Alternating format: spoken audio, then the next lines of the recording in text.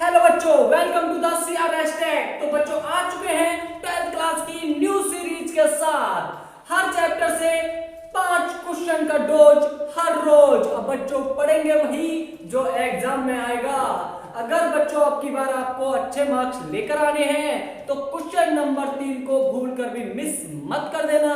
तो चलिए लेकर चलते हैं क्वेश्चन नंबर 1 पर। तो क्वेश्चन नंबर 1 क्या है, मान लीजिए कि f r से r में है तो fx बराबर x यहाँ 4 द्वारा परिभाषित है। यानी बच्चों आपको ये मल्टीपल चॉइस क्वेश्चन दिया है और ये क्वेश्चन आपसे हर बार पूछा जाता है। तो इस क्वेश्चन में आपसे पूछता है कि ये जो फंक्शन दिया है ये फंक्शन आपका एककी आच्छादक है या बहु एककी आच्छादक है या फिर बहु एककी है, सॉरी एककी है किंतु आच्छादक नहीं है, या फिर ना तो एककी है और ना ही आच्छादक है। अब बच्चों इस प्रकार के क्वेश्चन को जानने के लिए हमें सबसे पहले आना चाहिए कि फंक्शन आपका वन वन है या मैनी वन है। बोले तो एककी है या बहु एककी है। जब इन दोनों में से आप एक चुन लेते हो तो फिर आगे की कहानी चलते हैं। यानी आगे फिर चुनते हैं कि ऑन टू है या फिर इनटू है, यानी आच्छादक है या आच्छादक नहीं है।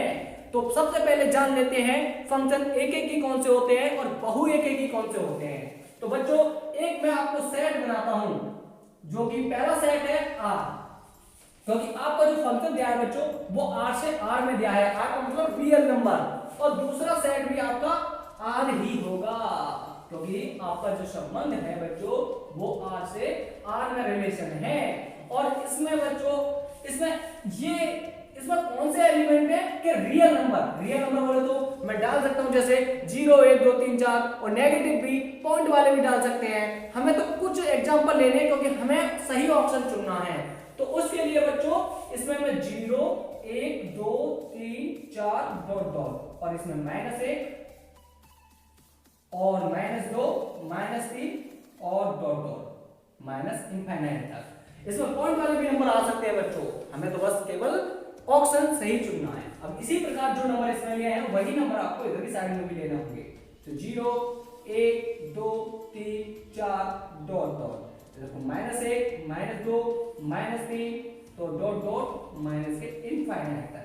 अब ये बच्चों कैसे पता चले कि इस सेट के किन किन एलिमेंट से संबंध है, उसके लिए बच्चों ये फंक्शन बताएगा कि आपको जो फंक्शन दे रखा है fx बराबर x की घात 4, ये बताएगा कि पहले सेट a का जो दूसरे सेट b से संबंध होगा वो किस प्रकार है। तो सबसे पहले आप इसको 0 रखेंगे इसमें x की जगह, तो 0 की घात यानी 4 है तो 0 ही आएगा, और यदि 1 रखेंगे तो 1 की घात 4 हो तो उसका मान 1 ही आता है, और 2 रखेंगे तो 2 की घात 4 बोले तो 16, और 16 यानी कहीं यहां जाकर मिलेगा। अब इसका मतलब ये 5 6 7 8 9 10 11 12 13 14 15 ये सभी स्पेस खाली हैं। अब चलते हैं हम -1 पर। तो -1 का ये इवन घात है, तो इसका मतलब इवन घात होती है माइनस की, तो वो नंबर जो है इवन ही आता है। तो -1 की घात 4 कितनी आ जाएगी कि 1, और -2 का यदि -2 की घात 4 है तो उसका वर्ग इसकी यदि तो -2 की घात 4 करेंगे तो ये भी कितना आ जाएगा कि 16। तो बच्चों आप यहां से देख रहे हो कि जो सेट A का सेट B से जो रिलेशन है वो 1 का 1 से है, 0 का 0 से है, 2 का 16 से है। यदि हम नेगेटिव की ओर चलते हैं तो -1 का पॉजिटिव सेट B में जो पॉजिटिव एलिमेंट है उन्हीं से संबंध हो रहा है। तो अब समझते हैं बच्चों कि वन वन क्या होता है और मैनी वन क्या होता है। तो बच्चों यदि सेट B का सेट A से केवल और केवल एक ही बार कनेक्शन हो तो वो आपका वन वन फंक्शन कहलाता है। यदि सेट B का सेट A से यदि 2 और संबंध हो रहा हो तो वो बहु एककी यानी मैनी वन फंक्शन कहलाता है। अब यहां से देखेंगे कि एक का जो संबंध है वो 2 से हो रहा है, 1 से भी -1 से भी, तो इसलिए ये फंक्शन क्या हो जाएगा कि ये फंक्शन हो जाएगा मैनी वन। और मैनी वन को हिंदी में क्या कहते हैं बच्चों कि बहु एककी। और उसके बाद बच्चों जब आप चुन लेंगे कि ये बहु एककी है, अब आते हैं उसके बाद ऑन टू और इनटू, बोले तो आच्छादक या फिर अंतःक्षेपी। अंतःक्षेपी को क्या कहते हैं बच्चों? जो आच्छादक नहीं होते हैं उन्हें हम आच्छादक कहते हैं। तो बच्चों अब समझते हैं कि आच्छादक क्या होता है। तो बच्चों ये सेट बी जो दिया है आपको, ये पूरा सेट आपका कहलाता है कोडोमेन। और कोडोमेन क्या होता है बच्चों हिंदी में? सहप्रांत। और बच्चों इस सेट ए के बी से जहां जहां जाकर तीर लग रहे हैं वो आपका कहलाती है रेंज। तो यानी इसमें रेंज कौन सी है कि 0, 1 और ये 16, तो ये हमारी रेंज कहलाती है। यहाँ देख सकते हैं रेंज क्या है यहाँ पर? रेनफॉल को हिंदी में परिसर।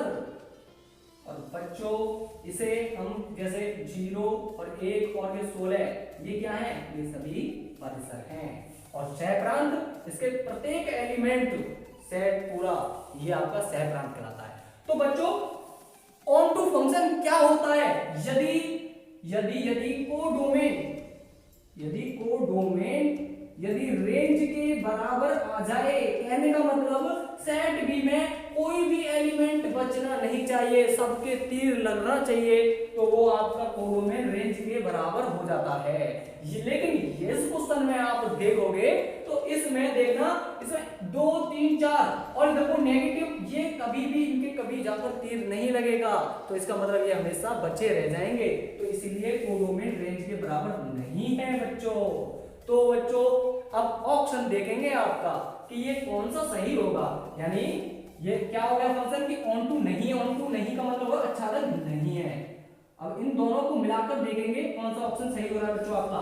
तो यानी बहु एक की है और आच्छादक नहीं है, ऐसा कोई ऑप्शन है कि बहु एक की है आच्छादक है तो सिंगल ही है? ये इसमें बोला है आच्छादक है, लेकिन यहाँ देखें तो f एक की है, तो ये भी गलत है क्योंकि हमारा जो फंक्शन आ रहा है बहु एक आ रहा है। इसमें आ रहा है ना तो एक की है ना ही आच्छादक है, तो ये तो बात ठीक है कि ना आच्छादक है, लेकिन ये क्या बोल दिया कि ना तो एक की है। बच्चों एक बात बताना मुझे, यदि जो फंक्शन बहु एक की होगा क्या वो आच्छादक हो जाएगा कि सर नहीं होगा? जो फंक्शन बहु एक की होता है उसे ही हम कहते हैं कि फंक्शन एक की नहीं है। तो ऑप्शन आपका हो जाएगा चौथा सही। तो बच्चों चलते हैं अब क्वेश्चन नंबर 2 पर। तो क्वेश्चन नंबर 2 दिया है बच्चों, cos इनवर्स -1/2 का मुख्य मान होगा। तो बच्चों ये क्वेश्चन आपसे ऑब्जेक्टिव क्वेश्चन में जरूर पूछते हैं। तो बच्चों इसका मुख्य मान निकालने के लिए सबसे पहले आपको फॉर्मूला आना चाहिए कि यदि sin इनवर्स -x हो तो ये माइनस को बाहर फेंक देता है, यानी माइनस के sin इनवर्स x हो जाता है। और यदि cos इनवर्स -x हो बच्चों तो ये हो जाता है माइनस, यानी जब भी cos में माइनस आए तो वो पाई में से घट जाता है और ये पॉजिटिव हो जाता है। और इसी प्रकार से यदि tan इनवर्स -x आए तो ये माइनस को बाहर फेंक देता है, यानी माइनस tan इनवर्स x। और यदि cot इनवर्स -x आए बच्चों तो ये पाई में से घट जाता है, यानी pi minus cot inverse x। और यदि sec इनवर्स -x आए तो ये भी पाई में से घट जाता है, तो pi minus sec inverse x। और यदि cosec -x आए तो ये माइनस को बाहर फेंक देता है। तो बच्चों अब देखो इस बार फॉर्मूले में कि कौन सा क्वेश्चन है कि ये है cos इनवर्स वाला। तो cos इनवर्स वाले यानी माइनस को पहले खत्म करेंगे, और माइनस को खत्म करने के लिए क्या करेंगे सबसे पहले कि पाई में से घटाएंगे cos को, तो पाई cos इनवर्स 1/2। अब बच्चों आप 12th क्लास के स्टूडेंट हो तो cos में 1/2 का मान तो आपको पता होना चाहिए।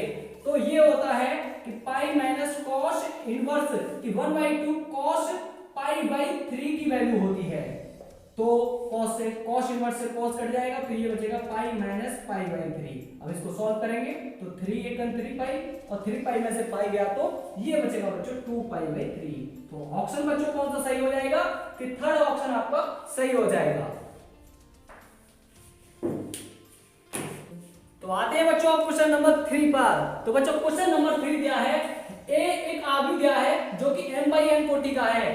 तो एक वर्ग आव्यूह है यदि m छोटा होगा n से, या बी ऑप्शन m बड़ा होगा n से, या फिर सी ऑप्शन की m बराबर n होगा, या फिर डी ऑप्शन इनमें से कोई नहीं। अब बच्चों आपको पता होना चाहिए कि वर्ग यानी आव्यूह जो होता है, यानी आव्यूह जो होता है वो आयताकार भी हो सकता है और वर्गाकार भी हो सकता है। आयताकार कब होगा? यदि उनकी कोटि अलग होंगी, यानी ये 2x3 हो, यानी 2 पंक्ति और 3 कॉलम होंगे तो वो आयताकार कहलाएगा। और यदि आपकी जब भी कोटि सेम हो जाए, जैसे 2x2 हो जाए या 3x3 हो जाए, तो वो आपका वर्गाकार कहलाता है आव्यूह। तो जब भी कोटि सेम होती है, तो यानी पंक्तियों की संख्या और कॉलमों की संख्या अगर सेम हो जाए तो वो आपका वर्गाकार आव्यूह कहलाता है। तो ये ऑप्शन आपको कौन सा सही हो जाएगा? कि सी ऑप्शन सही हो जाएगा, क्योंकि m बराबर n होगा। तो बच्चों चलते हैं आप क्वेश्चन नंबर 4 पर। तो क्वेश्चन नंबर 4 क्या है बच्चों? यदि एक आव्यूह सममित तथा विषम सममित दोनों ही हैं, तो आपको ऑप्शन बताना है, ए एक विकर्ण आव्यूह है, या फिर बी ऑप्शन की ए एक शून्य आव्यूह है, या फिर सी ऑप्शन ए एक वर्ग आव्यूह है, या फिर डी ऑप्शन इनमें से कोई नहीं है। अब बच्चों आपको आना चाहिए सबसे पहले कि अगर कोई आव्यूह सममित होगा तो कब होगा और विसम्मित होगा तो वो कब होगा। तो बच्चों यदि आपके पास एक ए आव्यूह है और उसका यदि आप ट्रांसपोज करें, यानी परिवर्त आव्यूह करें, पंक्तियों को कॉलम में और कॉलम को पंक्तियों में चेंज करें, तो उसका ट्रांसपोज कहलाता है। यदि उसका ट्रांसपोज करने पर यदि वो ए ही आए लौटकर, तो वो आपका सममित आव्यूह कहलाता है। और बच्चों यदि उसका ट्रांसपोज करने पर यदि नेगेटिव आव्यूह आए, तो वो आपका विषम सममित आव्यूह कहलाता है। विषम सममित आव्यूह। अब बच्चों अब देखना ये है 4 ऑप्शन में कौन सा आपका ऑप्शन सही होगा। तो देखो यदि हम पहले आव्यूह की बात करें तो ए एक विकर्ण आव्यूह है, और ए विकर्ण आव्यूह कब होगा? यदि उसके विकर्ण यानी अगर एलिमेंट नॉन शून्य होंगे, यानी बोले तो ए 0 0 बी, तो ये आपका विकर्ण आव्यूह है। तो यदि हम इसका ट्रांसपोज करें बच्चों, तो देखो इसका ट्रांसपोज करने पर क्या आता है। तो देखो इसका ट्रांसपोज करेंगे तो ये ए 0 और ये 0 बी, तो देखो ये आव्यूह ये ट्रांसपोज करने पर ए आव्यूह लौट के आया, यानी पॉजिटिव का, तो ये सममित होगा। लेकिन क्वेश्चन में कह रहा है वो सममित भी हो और विसम्मित भी हो, तो इसीलिए ये पहला ऑप्शन तो आपका गलत हो जाएगा। अब बात करते हैं बी ऑप्शन की। बी ऑप्शन में बोला ए एक शून्य आव्यूह है, तो शून्य आव्यूह लिख लेते हैं एक बार कि शून्य आव्यूह कब होगा? जब इसके प्रत्येक एलिमेंट 0 होंगे। तो बच्चों इसका यदि हम ट्रांसपोज करें तो 0 0 और ये 0 0, यानी पंक्तियों को कॉलम बना देते हैं। तो यदि मैं इसमें से नेगेटिव बाहर निकालूं तो देखो ए ट्रांसपोज तो माइनस, यदि मैं इसमें से नेगेटिव को बाहर निकालते हैं तो 0 0 0 ही रहेगा, क्योंकि नेगेटिव 0 में नेगेटिव भी होता है पॉजिटिव भी होता है। तो इसीलिए कि ए ट्रांसपोज करने पर कितना आ गया कि माइनस के ए के बराबर। तो इसका मतलब ये क्या हो गया? विषम सममित हो गया। यदि आप इसमें से नेगेटिव बाहर नहीं लेते तो वो किसके बराबर आ रहा था? कि ए के बराबर आ रहा था। तो इसका मतलब सममित भी है। तो ये जो शून्य आव्यूह है ये विसम्मित भी है और सममित भी है। तो ऑप्शन तो मिल गया बच्चों आपको कि बी ऑप्शन सही है, लेकिन सी ऑप्शन भी देख लेते हैं एक बार।